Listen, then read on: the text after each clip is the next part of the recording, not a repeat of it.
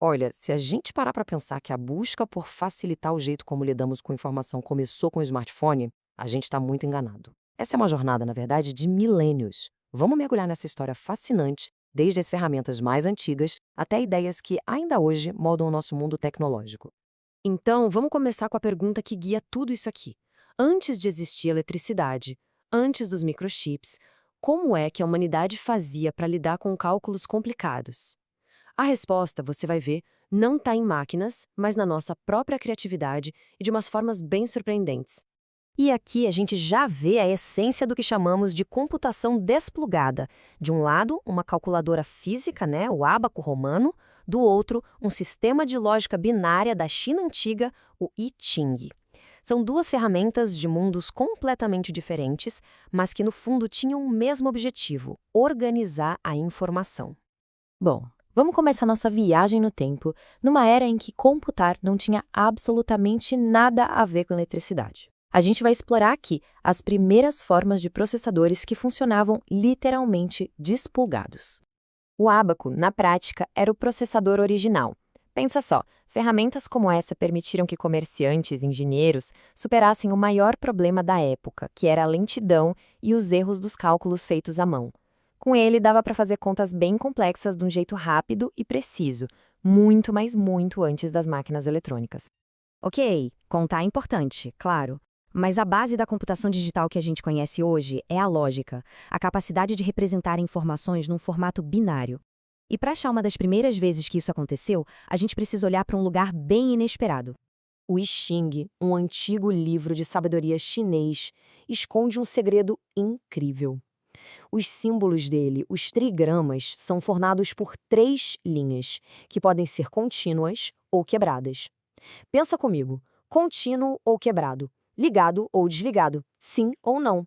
É a essência pura do sistema binário, milhares de anos antes de qualquer computador. E o processo é de uma simplicidade genial. Se a gente diz que uma linha contínua é 1 e uma linha quebrada é 0, dá para traduzir esses símbolos antigos para a linguagem da tecnologia digital. O trigrama para céu, por exemplo, com suas três linhas contínuas, vira 1. É uma ideia simples, mas com um poder imenso por trás. Agora vamos dar um salto de séculos no tempo. A ambição humana mudou. O objetivo não era mais só ajudar as pessoas a calcular, mas sim criar máquinas que pudessem fazer todo o trabalho sozinhas. É aqui que começa o sonho mecânico. E aqui estão os dois visionários dessa nova era. De um lado, Charles Babbage, que projetou as máquinas. Do outro, Ada Lovelace, que conseguiu enxergar o potencial delas para muito além de simples números. Foi ela que escreveu o que a gente considera hoje o primeiro algoritmo feito para ser processado por uma máquina. A máquina diferencial foi pensada para resolver um problema muito sério da época.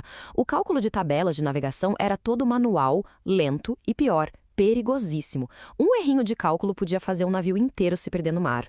O sonho de Babbage era criar uma máquina que tirasse o erro humano dessa equação. Pois é, o sonho mecânico de Babbage finalmente virou uma realidade eletrônica. Mas junto com o poder incrível dessas novas máquinas, apareceu um problema inesperado. Uma barreira, um verdadeiro muro digital que separava a tecnologia da maioria das pessoas. Máquinas como o Mark I eram, nossa, incrivelmente poderosas para a época. Elas faziam em segundos cálculos que uma pessoa levaria horas para fazer.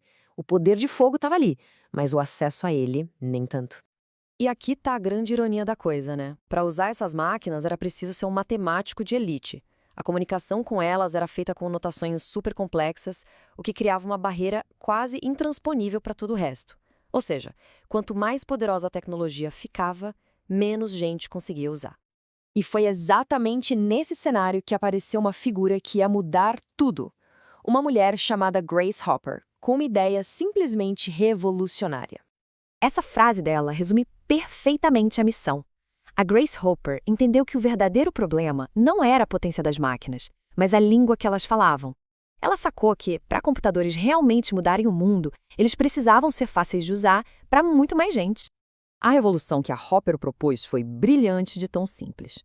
Em vez de forçar os humanos a aprender a linguagem complicada da máquina, por que não fazer a máquina entender a nossa linguagem? Ela imaginou um jeito de trocar aqueles códigos matemáticos por comandos simples, em inglês mesmo, permitindo que as pessoas pudessem literalmente conversar com o computador. E essa ideia virou realidade com o Flowmatic. Ele foi o primeiro compilador, que é tipo um programa tradutor.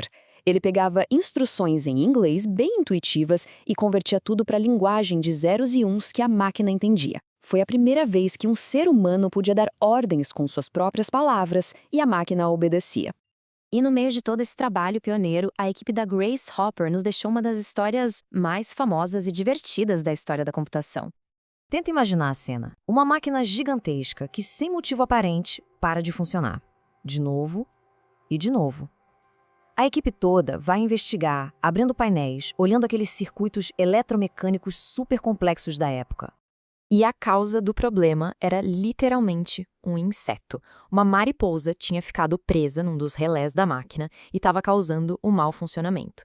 A equipe tirou o bicho, colou no diário de bordo e escreveu "primeiro caso real de bug sendo encontrado". E foi assim que nasceu um termo que a gente usa até hoje. Essa história toda nos leva de volta para o nosso tema principal. O legado da Grace Hopper vai muito além de uma linguagem de programação. É uma filosofia que continua influenciando o jeito que a gente ensina a tecnologia hoje em dia. O impacto dela foi gigantesco. Ela não só criou uma ferramenta, ela mudou a mentalidade sobre quem podia usar um computador. A ideia de que a tecnologia é que tem que se adaptar aos humanos e não o contrário começou ali, com ela. E essa filosofia está mais viva do que nunca em movimentos como a computação desplugada. A ideia aqui é ensinar os fundamentos da computação, lógica, algoritmos, binário, usando só cartas, barbantes, jogos, sem ligar um computador sequer. Isso prova que a essência da computação está nas ideias, não nas máquinas. É o legado da Grace Hopper na sua forma mais pura.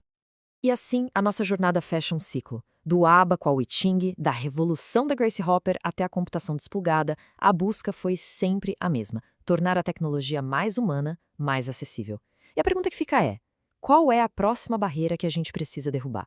O que ainda nos impede de ter uma tecnologia que seja uma extensão perfeita de nós mesmos? A resposta para essa pergunta vai definir o nosso futuro.